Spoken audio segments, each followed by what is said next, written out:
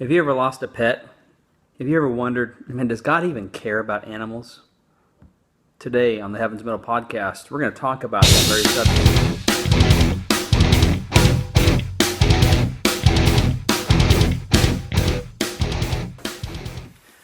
Welcome to the Heaven's Middle podcast. Sorry it's been a long time.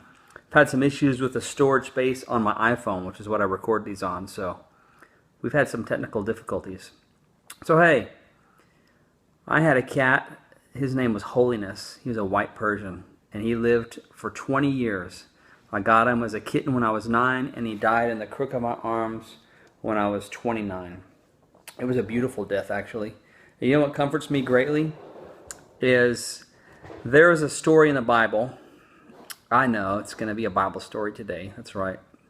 I think God's Word can comfort us when little else can.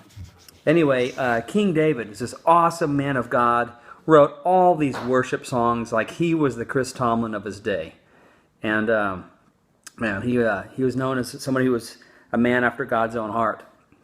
Anyway, he blew it big time. He played his rock star status card, and he threw a backstage pass at Bathsheba. You know, he had his people go and get her. She was taking a bath on her patio. You know, she was the wife of one of the major generals in the Israeli army. King David was the commander-in-chief of the army. I'm not totally positive, but it's likely that David knew who Bathsheba was, that they might have attended dinner parties together if wives accompanied their husbands for dinner parties, and if they had dinner parties for the leadership in Israel at the time.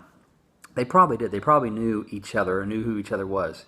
Anyway, so David plays the rock star card, gets Bathsheba to come over to his palace. He seduces her, probably with his king status, you know, the rock star.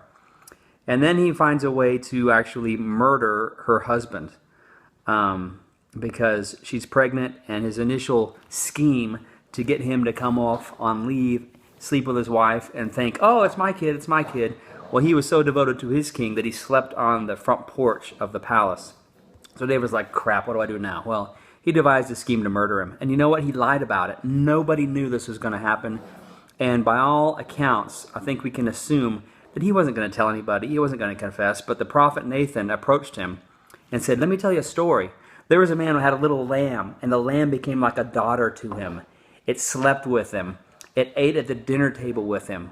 And an out-of-town guest came to visit his neighbor. His neighbor didn't have an extra lamb to sacrifice, so he came over and he took that lamb, gave it to his out-of-town buddy. And Nathan goes, what should be done with this man? And David was furious. Of course he should be furious because someone stole someone else's lamb. And that was, you know, Nathan said, the lamb was Bathsheba and you are the thief.